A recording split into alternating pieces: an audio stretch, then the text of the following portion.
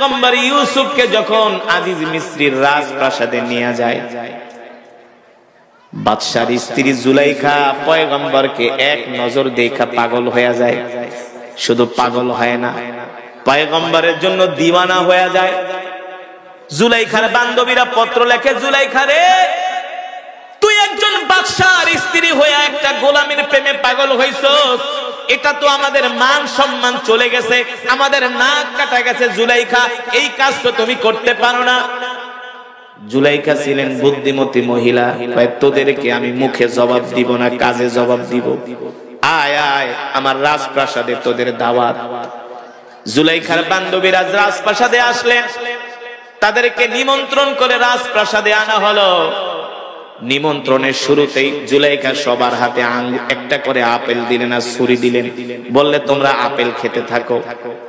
তোমরা আমাকে যেই গোলামের জন্য বর্ষনা করছো, আমাকে গালমন্দ করছো, এই গোলামকে তোমরা এক মুহূর্তের জন্য দেখতে পাবা। গোলামকে একটু পরেই এই দিক দিয়ে জেলখানায় নেওয়া হবে। তাকে জেলখানা থেকে মাঝে মাঝে বের করে, মাঝে মাঝে ঢুকায়। জুলাইখার বান্ধবীরা আপেল কাটতেছে ছুরি দিয়ে।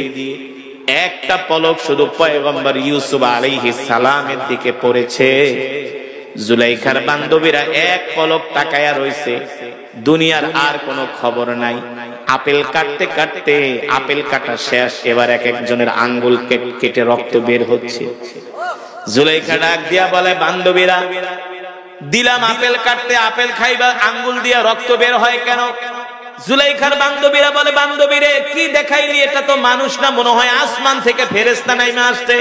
মানুষের চেহারা এত সুন্দর হতে পারে না। আল্লাহু আকবার, জোরে বলেন আল্লাহু আকবার। জুলাইখা বলে, বান্ধবীরা, আমি কোন গোলামের প্রেমে পাগল হইছি তোমরা তো জানো না। এই গোলামের মতো এত সুন্দর মানুষ আমি আজ পর্যন্ত দেখি নাই। জুলাইখার বান্ধবীরাও বলে, এত সুন্দর যেই মানুষের চেহারা, ওই মানুষকে কোন রমণী দেখলে পাগল তো হবেই, ঠিক কিনা বলে? ঠিক কিনা বলে? এবার আম্মা জান আয়েশা বলেন, পয়গম্বর ইউসুফকে দেখা মিশরের রমণীরা আপেল কাটতে যে আঙ্গুল কেটে ফেলেছে, তারা যদি আমার স্বামী মুহাম্মদ সাল্লাল্লাহু আলাইহি সাল্লামকে দেখতো, শুধু আঙ্গুল কাটতো না, কলিজা কেটে ফেলতো, তারপরও আল্লাহ রাসূলের চেহারা থেকে নজর ফিরাতে পারতো না। আল্লাহু আকবার। এত সুন্দর ছিলেন আপনার আমার নবী। পৃথিবীর যত সৌন্দর্য, সব সৌন্দর্য আল্লাহ তাআলা আমার নবীকে দান করছে। বুঝেন নাই? পৃথিবীর যত সৌন্দর্য, সব সৌন্দর্য আল্লাহ তাআলা আমার নবীকে দান করছে। আমার নবীর মতো এত সুন্দর কইরা আল্লাহ তাআলা পৃথিবীর কোন মানুষ, কোন পয়গম্বরকে সৃষ্টি করে নাই। এত সুন্দর ছিলেন আল্লাহর নবী। উম্মে মাবাদ বলে, আমি দেখি যুবক মুহাম্মদের প্রতিটা ঘামের ফোঁটা হীরামণি মুক্তার মতো চিকচিক করতেছে। আল্লাহু আকবার। আমি অপলক দৃষ্টিতে পয়গম্বর মুহাম্মদ সাল্লাল্লাহু আলাইহি সাল্লামের দিকে তাকায় আছি। আমি দেখলাম পয়গম্বর মুহাম্মদ পাত্রটা হাতে নিয়ে অসুস্থ বকরির সামনে গেলেন। ওই যে অসুস্থ বকরি, মনে আছে? আল্লাহ রাসূল অসুস্থ বকরির সামনে গেলেন। আল্লাহ নবী অসুস্থ বকরির সামনে যেতে যেতে অসুস্থ বকরি আল্লাহ রাসূলের বরকতে সুস্থ হয়ে গেছে। শুধু সুস্থ হয় নাই, এবার অসুস্থ বকরি আল্লাহ নবীকে সালাম দেয়, আসসালামু আলাইকা ইয়া রাসূলুল্লাহ। আল্লাহ নবী বলে, বকরি সালাম দিলা কারণ কি? বলে, সালাম কেন দিব না? আপনি কি মনে করছেন আপনাকে চিনি নাই? আপনি শুধু মানুষের নবী না, আপনি আমাদেরও নবী, আপনি আমাদেরও নবী। এবার বকরি আল্লাহ নবীকে ডাক দিছে। আল্লাহ নবী বকরিকে ডাক দেয়, এদিকে আয়। বকরি দৌড় দিয়ে আল্লাহ রাসূলের কাছে চলে আসছে। বকরি বলে, ওগো নবী, আপনার কাছে আমার কিছু দুঃখের কথা বলবো। বলে, কি দুঃখ বলবি? বলে, আপনি তো শুধু মানুষের নবী না, আপনি আমাদেরও নবী। আমার দুঃখের কথা আপনার কাছে না বললে এর কোনো সমাধান হবে না। আল্লাহ নবী বলে, বলো বকরি। এবার বকরি আল্লাহ রাসূলের কাছে তার মুখ নিয়ে কানের কাছে আল্লাহ রাসূলের কাছে বকরি তার মনের দুঃখগুলো বলতেছে, আর বকরির চোখ দিয়া ঝরঝর করে পানি পড়তেছে। বকরি বলে, ওগো নবীজি, দেখেন আমার মালিক আমি অসুস্থ হওয়ার কারণে আমাকে ঘাস খাওয়ায় না, ঠিক মতো খাবার দাবার দেয় না, আমার আদর যত্ন করে না। আজকে আমি আপনাকে দেখার সাথে সাথে সুস্থ হয়ে গেছি। আল্লাহু আকবার। আপনি যদি না আসতেন তাহলে আমি সুস্থ হতাম না, আপনাকে দেখার পরে আমি সুস্থ হয়ে গেছি। আল্লাহ রাসূল বলল, বকরি আমি তোমার জন্য দোয়া করে দিলাম, জীবনে তুমি আর কোনোদিন অসুস্থ হবে না। এবার আল্লাহ নবী বললেন, বকরি আমরা দুইজন মুসাফির মক্কা থেকে আসছি, মদিনায় যাব, তোমার থেকে একটু দুধ দোয়াবো, অনুমতি দিবা কিনা? সুবহানাল্লাহ। এবার বকরি তার দুই ঠ্যাং দুই দিকে দিয়া স্তনটা বের করে দিছে, বলে নবীজি আপনি আমার থেকে দুধ দহন করেন। এবার আল্লাহ নবী বিসমিল্লাহ বলা ওই বকরির স্তনে হাত দেওয়ার সাথে সাথে দুধে ওই বকরির স্তনটা ভরপুর হয়ে গিয়েছে। বকরি বলে, নবীজি আর দুধের ভার সামলাতে পারি না, তাড়াতাড়ি করে আমার থেকে দুধ দোয়ান। উম্মে মাহবাদ ঘর থেকে দেখতেছে, তাকায় তাকায় উম্মে মাহবাদ বলে, অসুস্থ বকরি দুধ দিবে কোত্থেকে? সেই বকরির স্তন দুধে ভরপুর হয়ে গেছে। এবার আল্লাহ রাসূল নিজে বকরি থেকে দুধ দহন করতেছে, দুধ দোয়াতে দোয়াতে বড় পাত্রটা ভরে গেছে। উম্মে মাহবাদ এই দৃশ্য দেখে তিনি অবাক হয়ে গেছে, হায় রে, অসুস্থ বকরি কথা বলতে পারে না, চলতে পারে না, হাঁটতে পারে না, সেই বকরি সুস্থ হয়ে গেছে। বকরি থেকে আল্লাহ রাসূল নিজে দুধ দহন করতেছে, নিজে দুধ দোয়াচ্ছেন বকরির স্তন থেকে। আমার নবী সব পারে, ঠিক কিনা বলেন? একদিকে পৃথিবীর সেরা রাষ্ট্রনায়ক, আর একদিকে ছিলেন যুদ্ধের ময়দানে প্রধান সেনাপতি, ঠিক কিনা বলেন? আমার রাসূলকে আপনি যেই জায়গায় দাঁড় করাবেন সব জায়গায় আমার রাসূল পৃথিবীর সেরা, ঠিক কিনা বলেন? সেই রাসূলের উম্মত আমরা। আল্লাহু আকবার। ব্যবসায়ীদের কাতারে আমার নবীকে দাঁড় করাবেন, আমার নবী ব্যবসায়ীদের মধ্য থেকে নাম্বার 1, ঠিক কিনা বলেন? এই নবী এমন বরকতের নবী, যেই নবীর বয়স 12 বছর। চাচা আবু তালিবের সাথে ব্যবসা করার জন্য সিরিয়ায় যাচ্ছিলেন।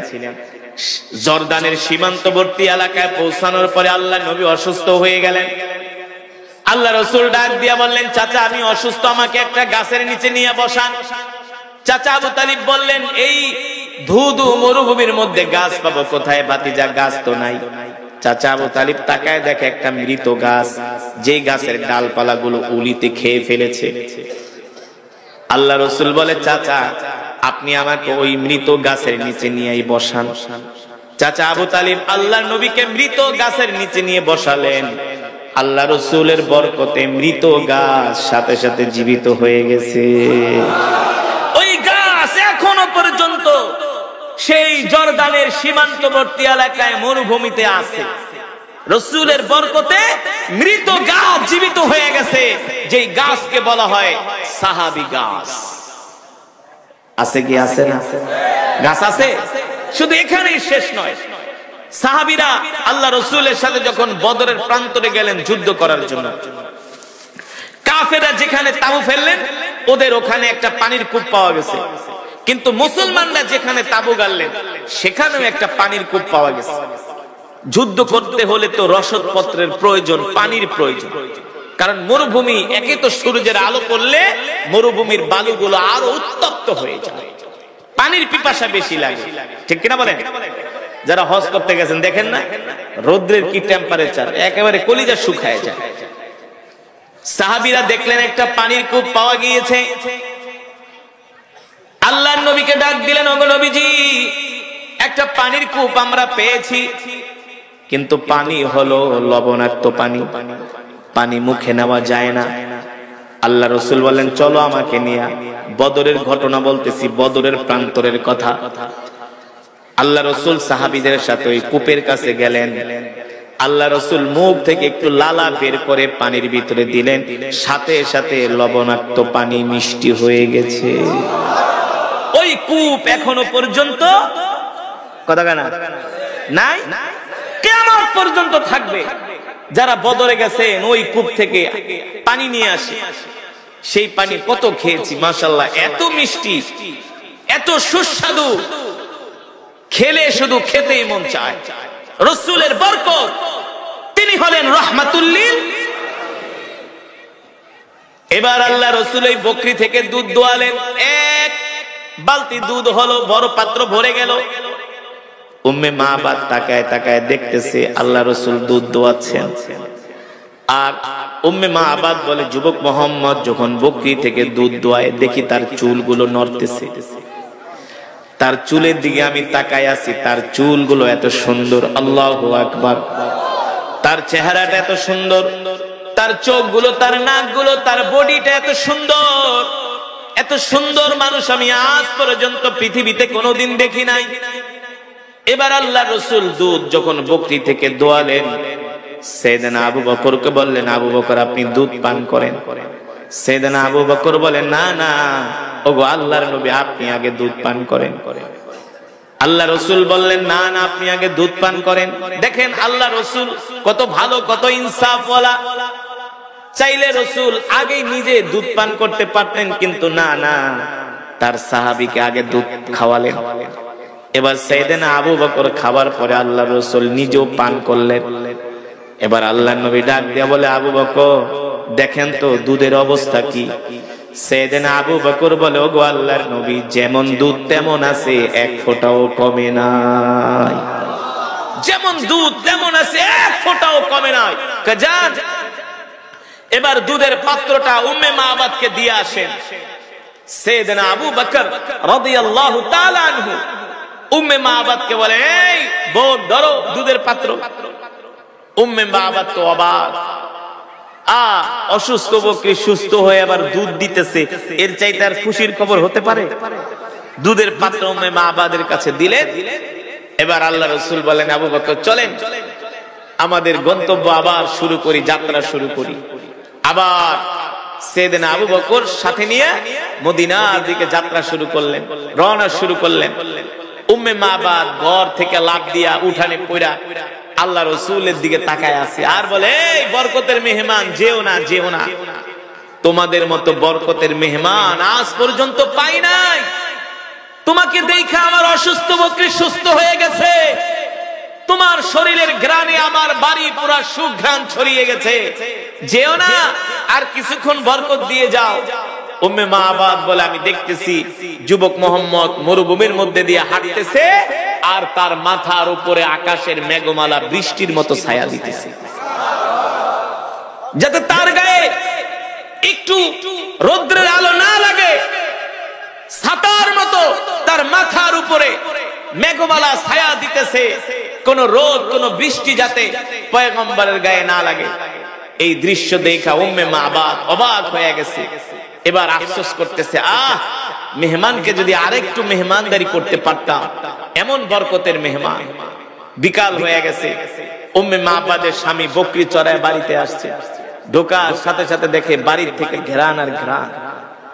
ডাক দিছে, ইয়া জাওজি উখরুজ মিনাদ দার, ঘর থেকে বের হও, এদিকে আসো। ব্যাপার কি? আজকে পুরা বাড়িটা ঘ্রাণ ছড়ায় গেছে। কি হয়েছে? কে ছিল বুঝলাম না। উম্মে মাবাদকে, আসো আরো খবর আছে। এই যে দেখো অসুস্থ বকরি সুস্থ হয়ে গেছে। বলো কি? হ্যাঁ, ঘটনা কি বলো?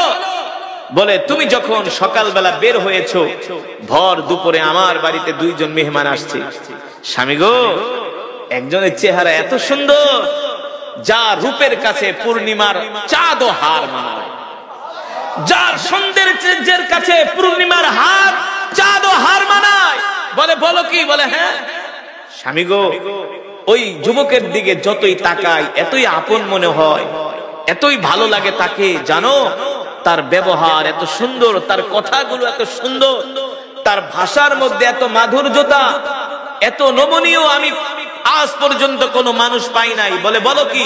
কোত্থেকে আসছে? কিছু বলছে? বলে, হ্যাঁ ওনারা দুইজন মক্কা থেকে আসছে, মদিনায় যাবে। আবু মাবাদকে, বলো কি মদিনায় যাবে? মক্কা থেকে আসছে? আরে ইনি তো আখিরি পয়গম্বর, আল্লাহু আকবার, ইনি তো আখিরি নবী, তারপরে আর কোন নবী আসবে না।